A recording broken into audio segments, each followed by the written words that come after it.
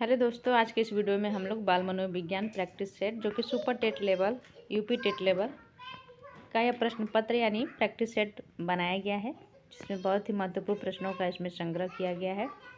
तो इसको आप लोग हल करिएगा। इसमें उत्तर कुंजी लास्ट में वीडियो के अंत में दिया गया है, इससे आप लोग मिलाइएगा किसके द्वारा कितने प्रश्न हल हुए और कमेंट करिएगा।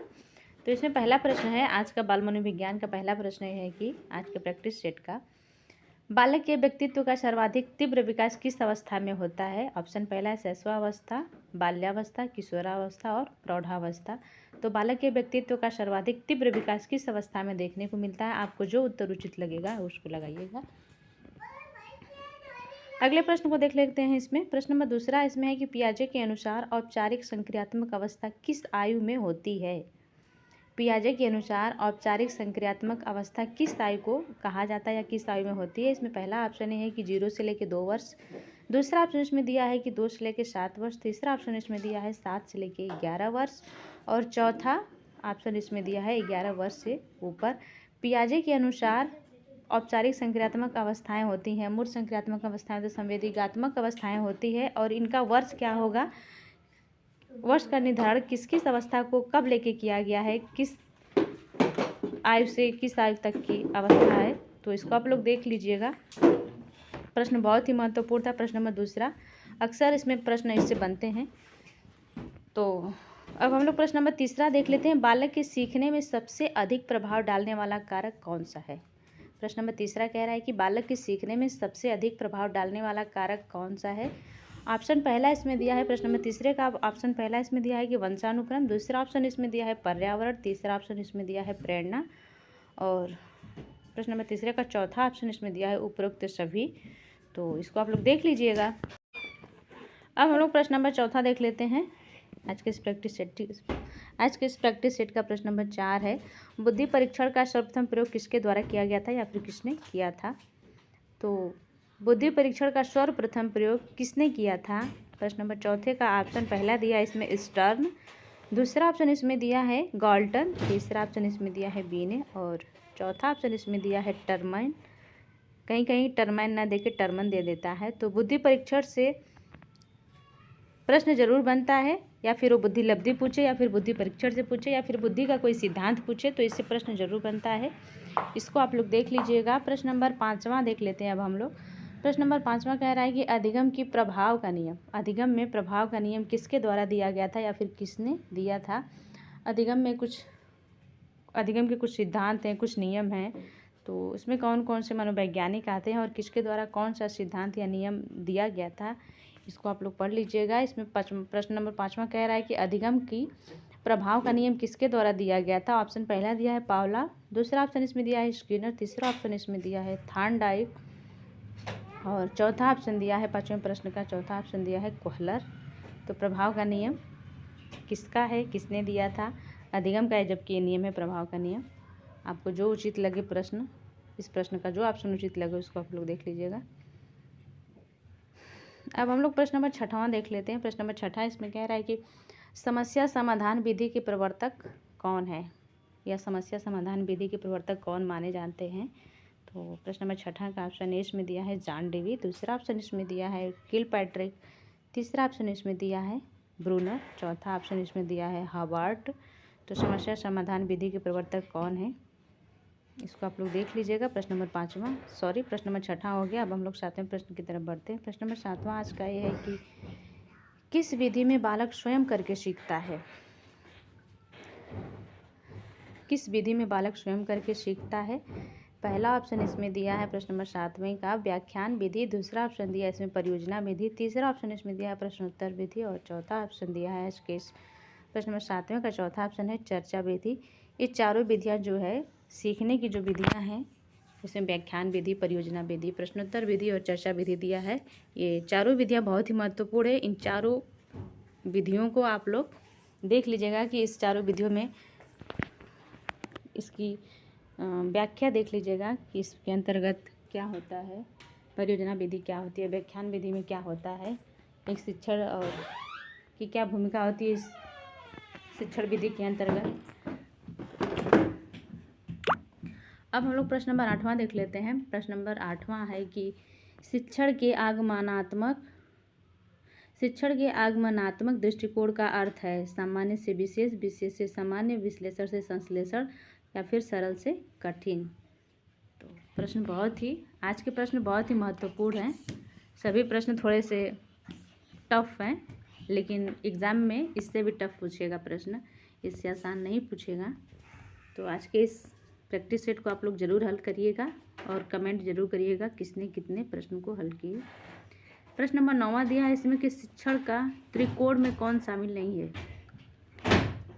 शिक्षण में अगर शिक्षण हो रही है तो त्रिकोण में कौन शामिल नहीं है टीचिंग ट्रायंगल में। पहला ऑप्शन है शिक्षक, दूसरा ऑप्शन इसमें दिया है विद्यार्थी, तीसरा ऑप्शन इसमें दिया है पाठ्य वस्तु और चौथा ऑप्शन इसमें दिया है अभिभावक। तो जब शिक्षण होता है या फिर कक्षा में शिक्षण का संचालन होता है तो उसमें किसकी भूमिका होती है, किसकी भूमिका नहीं होती है। जैसे कि कहा जाता है कि शिक्षण एक त्रिआयामी प्रक्रिया है, तो इसमें कौन कौन लोग आते हैं इसको आप लोग देख लीजिएगा। प्रश्न नंबर 10वां है ब्लूम की संज्ञानात्मक उद्देश्यों की सर्वोच्च अवस्था है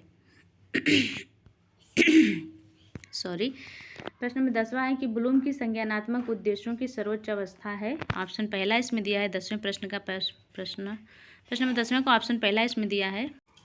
पहला ऑप्शन इसमें है ज्ञान, दूसरा ऑप्शन इसमें दिया है विश्लेषण, तीसरा ऑप्शन इसमें दिया है मूल्यांकन और चौथा ऑप्शन इसमें दिया है अनुप्रयोग।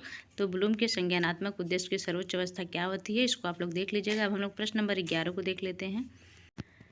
WHO के अनुसार जीवन कौशल की संख्या कितनी होती है या फिर कितनी मानी गई है। WHO के अनुसार जीवन कौशल की संख्या इसमें पहला ऑप्शन दिया है 5, दूसरा ऑप्शन दिया है इसमें 7, तीसरा ऑप्शन इसमें दिया है 10 और चौथा ऑप्शन इसमें दिया है 12। तो प्रश्न नंबर 11 जो है WHO के अनुसार जीवन कौशल की संख्या कुल कितनी मानी गई है या फिर जीवन कौशल की संख्या कितनी है। ये प्रश्न बहुत ही महत्वपूर्ण है, जीवन कौशल से संबंधित है ये प्रश्न। इसमें 3 तरह के प्रश्नों को शामिल किया गया है। पहले तो है बाल मनोविज्ञान से, फिर उसके बाद है 5 से लेकर 10 तक शिक्षण विधियां पे आधारित है और 11 से लेकर 15 तक जीवन कौशल से संबंधित है आज का प्रैक्टिस सेट। तो बहुत ही महत्वपूर्ण है, इसको आप लोग स्किप मत करिएगा। इसमें 12वां प्रश्न है आज के इस वीडियो का, आज के इस प्रैक्टिस सेट का, निर्णय लेने की क्षमता किस जीवन कौशल से संबंधित है। ऑप्शन पहला इसमें दिया है आत्म जागरूकता, दूसरा ऑप्शन इसमें दिया है सहानुभूति, तीसरा ऑप्शन इसमें दिया है निर्णय क्षमता और चौथा ऑप्शन इसमें दिया है प्रभावी संप्रेषण। इसमें आपको जो भी उचित लगे ऑप्शन उसको आप लोग देख लीजिएगा। प्रश्न नंबर अब 13 देख लेते हैं हम लोग। प्रश्न नंबर 13 है आज का, तनाव से निपटने की क्षमता किस जीवन कौशल का उदाहरण है। अगर तनाव से निपटना है तो वो क्षमता जो है कि किस जीवन कौशल के अंतर्गत आती है या फिर जीवन कौशल का उदाहरण है। प्रश्न नंबर 13 का ऑप्शन ए दिया है भावनात्मक संतुलन। पहला ऑप्शन इसमें दिया है भावनात्मक संतुलन, दूसरा ऑप्शन दिया है इसमें तनाव प्रबंधन, तीसरा ऑप्शन इसमें दिया है रचनात्मक सोच और चौथा ऑप्शन इसमें दिया है आलोचनात्मक सोच। तो तनाव से अगर निपटना है या फिर तनाव से निपटने की क्षमता किस जीवन शैली का यह उदाहरण है। इन 4 ऑप्शन में से कोई एक ऑप्शन सही होगा, आप उसको देख लीजिएगा। ये तो रहा प्रश्न नंबर 13। अब हम लोग प्रश्न नंबर 14 को देख लेते हैं। प्रश्न नंबर 14 आज का, प्रभावी संप्रेषण का तात्पर्य है। प्रभावी संप्रेषण का मुख्य तात्पर्य क्या होता है। अगर संप्रेषण प्रभावी है तो उसका क्या तात्पर्य होना चाहिए। तो इसमें ऑप्शन पहला दिया है केवल बोलना, दूसरा ऑप्शन इसमें दिया है केवल सुनना, तीसरा ऑप्शन इसमें दिया है कि विचारों को स्पष्ट आदान प्रदान करना। तो एक प्रभावी संप्रेषण का क्या तात्पर्य होता है। इसमें चौथा ऑप्शन दिया है बहस करना। तो प्रश्न बहुत सिंपल है, तार्किक प्रश्न है इसमें और बहुत ही अच्छे प्रश्न आज इसके इस प्रैक्टिस सेट में शामिल किए गए हैं। आज के इस प्रैक्टिस सेट का अंतिम प्रश्न है, इसमें कुल 15 प्रश्न को ही शामिल किया गया था। तो 15वां प्रश्न इसमें दिया है कि आत्म जागरूकता का अर्थ क्या होता है या फिर आत्म जागरूकता का अर्थ है। ऑप्शन पहला इसमें दिया है दूसरों को जानना, या फिर ऑप्शन 20 में दिया है कि स्वयं की शक्तियों और कमजोरियों को जानना होता है, आत्म जागरूकता का अर्थ होता है। और सी ऑप्शन इसमें दिया है समाज को समझना, चौथा ऑप्शन इसमें दिया है भावनाओं को दबाना। तो आत्म जागरूकता का अर्थ क्या होता है, दूसरों को जानना होता है या फिर स्वयं की शक्ति और कमजोरियों को जानना होता है या फिर समाज को समझना होता है कि या फिर भावनाओं को दबाना होता है। तो आत्म जागरूकता का क्या तात्पर्य होता है इसको आप लोग देख लीजिएगा। तो ये तो रहा आज के इस प्रैक्टिस सेट का कुल 15 प्रश्न, जिसमें हम लोग बाल मनोविज्ञान, शिक्षण विधियाँ और जीवन कौशल से संबंधित प्रश्नों को हल किए। अब हम लोग उत्तर कुंजी को देख लेते हैं, इसमें किस प्रश्न का कौन सा ऑप्शन सही होगा। तो इसमें प्रश्न नंबर पहला का ऑप्शन सी सही होगा। दूसरे प्रश्न का ऑप्शन डी सही होगा। और तीसरे प्रश्न की बात करें तो इसका भी ऑप्शन डी सही होगा। चौथे प्रश्न का ऑप्शन सी सही होगा। पांचवें प्रश्न का भी ऑप्शन सी सही होगा। छठे प्रश्न की बात करें तो छठे प्रश्न का ऑप्शन ए सही होगा। सातवें प्रश्न का ऑप्शन बी सही होगा। आठवें प्रश्न का ऑप्शन बी सही होगा।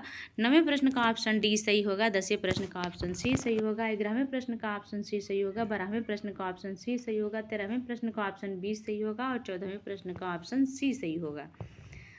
15वें प्रश्न का ऑप्शन बी सही होगा। तो ये तो रहा आज के प्रैक्टिस सेट में कुल 15 प्रश्न को हल किए उत्तर कुंजी के साथ आज के प्रैक्टिस दिया गया है, जिसमें महत्वपूर्ण प्रश्नों को शामिल किया गया है। तो ये तो रहा आज का प्रैक्टिस सेट। आप लोग इस प्रैक्टिस सेट को ज़्यादा से ज़्यादा शेयर करिएगा और वीडियो को पूरा देखिएगा और कमेंट जरूर करिएगा कि किसने कितने प्रश्न हल किए और किसके द्वारा कितने प्रश्न सही हुए। तो आज के लिए बस इतना ही। वीडियो अच्छी लगे तो प्लीज़ आप लोग चैनल को लाइक, सब्सक्राइब और शेयर जरूर करिएगा। Thank you so much.